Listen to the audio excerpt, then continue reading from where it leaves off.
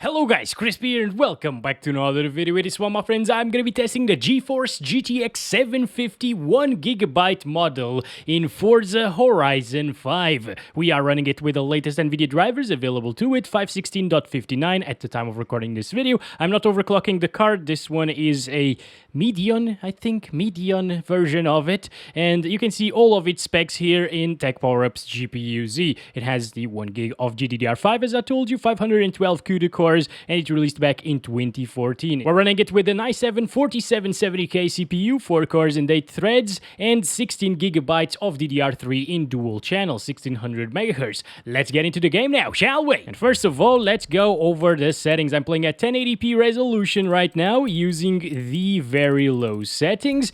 And surprisingly, guys, I was just thinking that 1080p wouldn't be possible with the GTX 750, but it is. Look at this. It is flawless. It's not even stuttering, and it's 1GB of VRAM, you know? I totally did not expect this. This is super surprising. What the hell? Oh, okay. Well, we can also do flips and stuff, so that's amazing. It's just like we're playing like Rocket League or something like that. Okay, we're making our way to the big city right now because that's where it's gonna drop the most. And the car is really ugly without the spoiler, you know? Oh, it just looks like a normal car. Yeah, I don't like it. I don't like it. I even had a spoiler in my Ford Fiesta from '93, by the way. I bought it like that. I didn't put it there.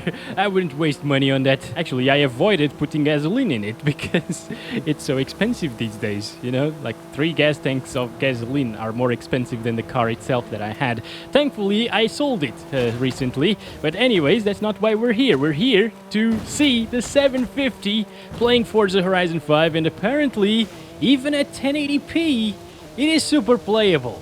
I was thinking we'd need to play at like 360p at times for it to be actually enjoyable, but no. This is way more than what you need in a game like this. I think like 30 FPS is pretty playable in Forza Horizon 5, 30 FPS locked, and that i7 is also doing a really good job. You know, it's an old CPU, 4 cores and 8 threads, as I told you, but it handles Forza Horizon 5 absolutely fine. Okay, the car can't be more wrecked than this, right? What the heck? The game actually reset itself. Oh boy. I'm most surprised by the fact that this is the 1GB model of the card, and it's not stuttering. It didn't even give us one of those warnings that it usually gives us, saying that we're running out of VRAM. I just don't get it. How is this performing so well? It's a 750. Maybe it's just because of the very low settings being terrible looking, but honestly, if it's what it takes for the game to be playable, I would still play like this. It's still sharp because of 1080p resolution, so no problems. And we're approaching the big city right now, guys. This should be the most intensive thing. And, ooh, it does drop into the 30s, but as long as it doesn't drop from 30, I think this is a very strong result. I mean, even if it does drop from 30, honestly, it was already super impressive for a card this age and this performance tier, because it was the entry-level GPU for gaming, of course, the GT cards below it being aimed at like office work and stuff like that, or just basic Windows tasks. So yeah, very, very good performance indeed. In the tunnel, it does drop 29, getting out of it 26, but I mean, at this point, like 96% of the time that you're playing the game, it's gonna be above 30 frames per second, and it's, again, super impressive. I did not expect this whatsoever. And look at that power consumption. It's so good. 20 watts. This is performing better than a GT 1030 in this game, I think. Actually, I'm pretty sure it is, because the 1030 has some bandwidth issues in Forza Horizon 5, and it struggles a lot, especially in city areas. It looks like a next-gen GPU here, guys. Like next-gen office GPU, I would say, considering the power that it's using. 900p resolution now, using the same very low settings, just to see if we can get like a 60 plus. I don't think it will, because this game is super inconsistent, or actually should we say super consistent when it comes to dropping resolutions, and yeah, it usually gets really similar FPS. Oh, there's another flip. Okay, well, I really like to do flips in this one, or this car does. I don't like it. All right, let's go. This is the intensive street again, in the middle of the city. What am I saying? All right, 40 FPS, not bad. It still drops into the higher 30s at times, but now I guess it shouldn't really drop from 30 FPS getting out of the tunnel, you know, or inside of the tunnel as well. So it's a little bit more stable. But if you do have a 1080p monitor, I would just keep it at the native resolution because it looked really decent in terms of sharpness, not in terms of visuals. But yeah, this is what you gotta live with if you have a slow GPU actually. And 30s, getting out of it, 27. We gained 1 FPS getting out of the tunnel, but inside of it, it was a little bit better. Anyway, I'm not gonna spend much longer here at 900p because not a lot of people actually play at 900p, honestly. If you do, let me know down below. And if you do have a 900p monitor, let me know because there are people out there that don't even know that 900p monitors exist, which is weird. Because here in Portugal, at least a few years ago, you could see a lot of them in the stores. 1280 by 720 using very low settings still, and oh wow, 70s now, 60s. Yeah, again, the difference isn't really that big in terms of FPS, and in the city it will still probably drop into the lower 40s at times, but it's so impressive that the GPU like this can deliver these FPS in Forza Horizon 5. I love how well this game is optimized, guys. It's just incredible. Something out of this world, actually. Because, oh, come on, dude, seriously. Because it's kind of unthinkable to play other AAA titles these days on a GTX 750, especially at 1080p resolution, right? But then we got Forza Horizon 5. The angels bring it to us, and it's insane. It runs on a 750. Actually, I gotta check out the minimum requirements for this game because I think the GPU requirement especially should be a little bit overkill. Because as you can see, it runs absolutely fine with the 750, and I would think that minimum requirements is good for like 720p 30 frames per second. So yeah, getting out of the tunnel there, 30 FPS minimum. So we're finally always above 30 frames per second. I think if I was making system requirements for 720p low 30 FPS consistently, I would put a GTX 750 1GB model in it for Forza Horizon 5, which is insane, and I totally did not expect to say this, guys. At this point, I'm curious to see 1440p. Oh boy, this is gonna be bad. Just resize that, and 2560 by 1440. Well, this is... yeah, okay, finally we're getting that VRAM warning. But it's at 30 frames per... Are you freaking kidding me? What the hell?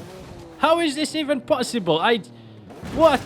What the heck? And there goes another flip. Okay, this is very interesting. How am I flipping the car so much today? So outside of cities, at least, it does get consistently 30 plus FPS. Like, that's insane. It's 1440p on a car that wasn't even designed for 1080p gaming, I believe. Well, maybe it was. It did a pretty decent job back in the days, in like Battlefield 4, for example, at 1080p resolution. And right now, it is dropping finally from 30 frames per second, but this is the experience that I expected at 1080p res. Slightly lower than 30 inside of the big city. And it got way higher than that at 1080p res. Let's just see inside of the tunnel now. Oof. That's really rough. 20 FPS minimum. But hey, if going by the averages, 30 FPS average, well, it's nothing to sneeze at for a GPU this old. And again, with this performance tier. Wow, insane. Should we go 4K? Alright, let's do 4K. I'm surprised that the game is not crashing, actually. Because remember, it has 1 gig of VRAM. 3840 by 2160. Very low settings, actually. And... alright, I can still move. I mean, I can still drive around, guys. How is this possible? Did you guys expect 15 FPS at 4K resolution? I expected like 3 at most, honestly. This is crazy.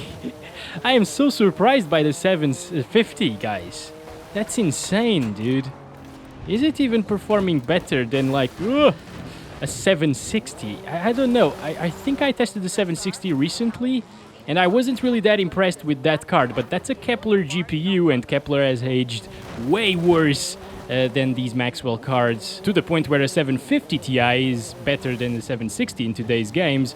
I gotta make a comparison actually about that. Yeah, it's been in my mind since forever, making some comparison videos. Maybe when I get back from vacation, I'll try something new here in the channel. By the way, if I don't answer your comments right away, it's because I'm not here. Okay. All right. Anyways, oh boy, what a turn that guy did. 14, 15. Somehow I am still playing the game. I mean, I know how. It's because the game doesn't really have much input lag. The FPS are super low, of course, and it's terrible in that regard, but since it doesn't really have a lot of input lag, I'm still able to drive around and avoid some crashing, okay? Because I usually crash even with 150 FPS. That's very impressive. Should we do 8K? Why am I doing this? This is the most terrible idea I've ever had in a while.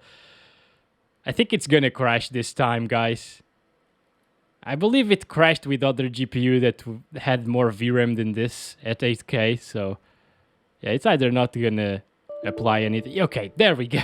Finally, it does crash indeed at 8K resolution, but the fact that it didn't crash at 4K is incredible. I don't know what to say anymore. Like, this is surpassing my expectations by quite a lot. Okay, we're back to a more reasonable 1080p resolution using the low settings this time around. And this is probably gonna be pretty bad because we are definitely gonna go over the VRAM limits. So, not recommended, you know, but let's see how it does. Yeah, it's already dropping into the 20s. To be expected, I guess. Low settings also do look way better than very low, as we'll see.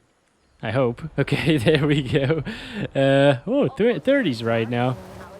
Oh, and there it is, the warning. We are running out of VRAM, definitely. So you need 2 gigabytes of VRAM to actually play this game on low settings without stuttering. But that said, so far, this is actually pretty good still. It only dropped at the beginning in the cutscene, you know? Wow. That's actually insane. Now we got beautiful shadows. Actually, not that beautiful because it's low, but yeah, it looks like a completely different game, right? We gain some ambient occlusion around some things as well, and everything pretty much has much more detail. Reflections are also there this time around. Pretty low quality ones, but you can notice them for sure. And yeah, it looks a lot better, and it's still playable apparently. Okay, we got this. It's all good, guys. Also, Rocket League balls right here, guys. As you can see, look at that. Beautiful. Come on, I want to turn the other side, please. Thank you so much, game. Let's go. The ball is right there. Can we actually score? Probably not. I never score in Rocket League. I'm like the worst Rocket League player ever. And Forza as well. It's looking fantastic, actually. 30s. It's gonna drop into the 20s. That's inevitable, but not by too much, actually. If you overclock the card a little bit, you could extract like 3 more FPS from it, and yeah, it would keep you above 30 FPS in city areas like this one. The thing is, whenever you are in a race, it will drop by like 3 or 4 frames per second as well. So yeah, it will end up being pretty much the same as we're seeing with it overclocked. And now it's dropping into the 20s, looking at the entire city from this angle. And now it's gonna drop even further. Ooh, okay. Yeah, oh, that's a bit too bad. But still better than expected and still very impressive for a GPU like this, in my opinion. Let's go down to 900p and do the same thing again at this res. Let's see if it drops from 30. It was already dropping from 30, honestly. That's bad. Yeah, 29 here. Seems like this is pretty intensive on low settings for the little 750. I guess what's most impressive about this GPU is how it's able to still play this game after all of these years while consuming 20 watts of power. Like, the power usage is just insane, dude. This is not the way. This is not... I'm so sorry, but this is not the way. We gotta go this way. Yeah, so look in that direction. 50, 40s. Still, if you want to play on low settings, you can actually, but you're not gonna get a 60 FPS experience, and you could actually get that at 720p very low. But hey, it actually does look so much better here on low that maybe I would end up playing at 720p low settings, because that shouldn't really drop from 30 whatsoever. Even here at 900p, it's pretty stable above 30 FPS, but we know that this right here is the angle where it struggles the most. And not too bad, 30 flat.